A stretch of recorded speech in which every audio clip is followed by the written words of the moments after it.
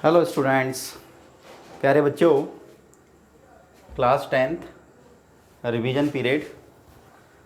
तो इस रिवीजन में देखेंगे some very selected and very important questions, है ना।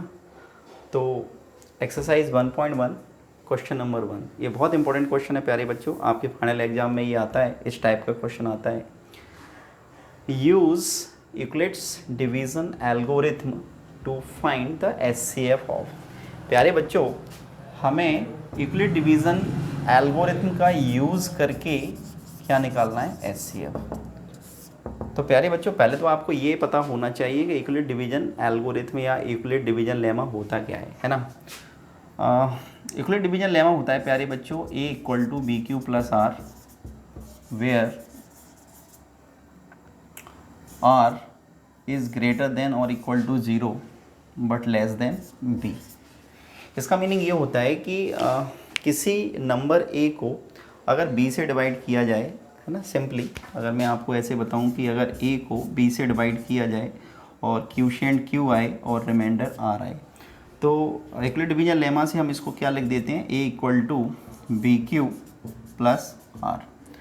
और ये जो रिमाइंडर है बच्चों, इसकी वैल्यू हमेशा या तो 0 होगी या 0 से बड़ी होगी, लेकिन b से हमेशा छोटी होगी। तो this is Euclid division algorithm, है ना, ये आपको पता होना चाहिए।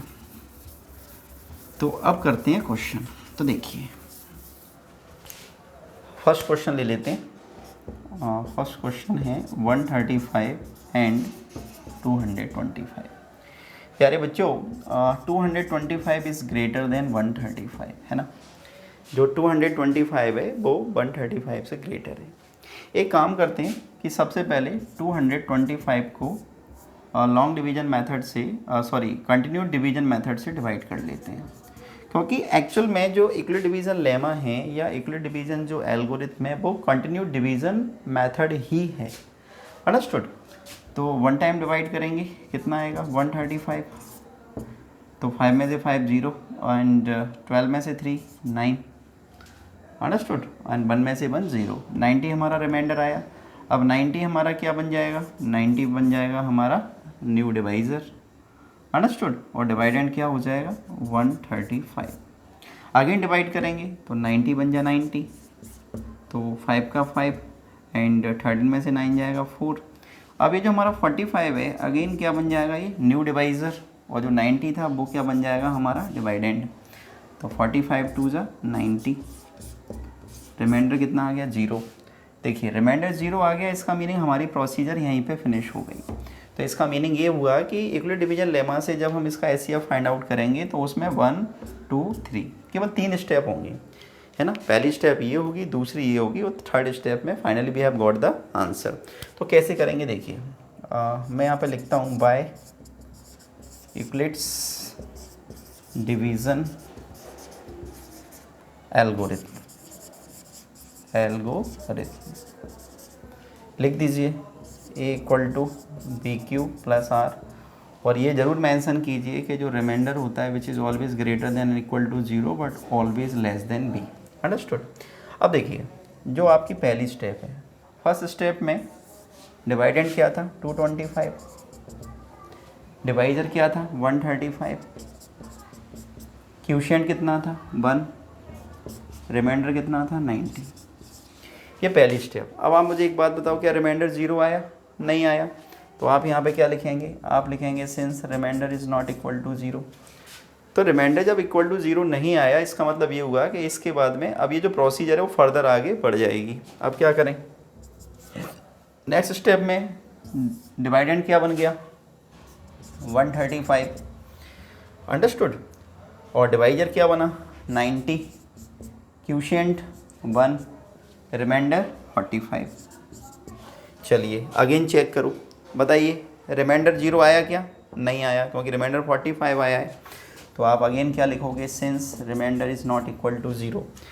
और जब रिमाइंडर 0 नहीं आया तो फर्दर ये जो प्रोसीजर है वो और आगे चली जाएगी। अब क्या करें, थर्ड स्टेप में आ गए। थर्ड स्टेप में हमारा डिवाइडेंड क्या है 90 इक्वल टू डिवाइजर कितना है 45 मल्टीप्लाई क्यूशेंट कितना है 2 और रिमाइंडर कितना है 0। बस since remainder equal to zero, यानी जब हमारा रिमाइंडर ज़ीरो आ गया तो जिसका डिवाइड करने से रिमाइंडर ज़ीरो आया है that will be our required HCF। Understood? तो what we will write? We will write कि since r equal to zero hence, यहाँ पे लिख देता हूँ मैं, hence HCF of 135 and 225 equal to कितना बच्चों? 45 आंसर। समझ में आया? So this is very important question. Okay, और बिल्कुल इसके जैसा सेम टू सेम क्वेश्चन है, सेकंड पार्ट है ना, तो इसको भी कर ही देते हैं, है ना, मैं समझा देता हूँ। देखिए प्यारे बच्चों, ये जो आपका रिवीजन पार्ट हम आपको करा रहे हैं, तो इस रिवीजन को बहुत अच्छी तरह से समझिए। उसके पीछे कारण ये है कि इस रिवीजन बेस्ड आपका एक टेस्ट होगा और उस टेस्ट में भी इन्हीं क्वेश्चन में से जो हम आपको रिवाइज करा रहे हैं आपसे क्वेश्चन पूछे जाएं। ओके, तो आप इनको बहुत अच्छे से समझिए। तो सॉल्यूशन सेकंड है ना, सेकंड, और सेकंड क्या है? 867 एंड 255। प्यारे बच्चों, तरीका वही है कि दोनों नंबर में ग्रेटर कौन है? 867 ग्रेटर देन 225। अब क्या करें? अब देखो, इक्वल डिवीजन एल्गोरिथम में जो भी स्टेप्स होती हैं, है ना, उसको हम डायरेक्ट अप्लाई तो कर नहीं सकते। तो सबसे पहले क्या करते हैं? कंटिन्यूस डिवीजन मेथड से डिवाइड करते हैं। तो देखिए 867 इज़ डिवाइडेड बाय 225। चलिए बताएं कितने टाइम्स डिवाइड हो जाएगा? 4 टाइम्स हो सकता है? 4 टाइम्स तो नहीं होगा, क्योंकि 225 मल्टीप्लाई 4000 होता है, 1000 इससे ज़्यादा हो जाएगा, तो 3 टाइम्स करते हैं। तो 3 5 जब 15 का 5 कैरी 1 और 22 थी 66 और 1 67, यानी कि कितना आ गया? 675। चेक कर लेते हैं। 5 थी जब 15 का 5 कैरी 1, 22 3 66 1 67, ठीक है। 7 - 5 2, 6 में से 7 को माइनस नहीं कर सकते, 16, तो 16 में से 7 को माइनस करेंगे 9, और यहाँ पे कितना बचेगा? 192। प्यारे बच्चों, रिमाइंडर ज़ीरो नहीं आया, प्रोसीजर आगे बढ़ जाएगी। अब 192 हमारा क्या बनेगा? न्यू डिवाइज़र, और जो हमारा पहले वाला जो डिवाइज़र था वो बनेगा डिवाइडेंड। अगेन डिवाइड करते हैं, 1 टाइम डिवाइड होगा डेफिनेटली, तो 192 सब्ट्रैक्शन कर देते हैं। 5 में से 2 जाएगा 3, 12 में से 9 3, और ये कितना हो गया? 0। ठीक है, 33, चूँकि हमारा रिमाइंडर ज़ीरो नहीं है तो द प्रोसीजर हमारी फर्दर आगे बढ़ेगी। 33 क्या बनेगा? न्यू डिवाइज़र, हो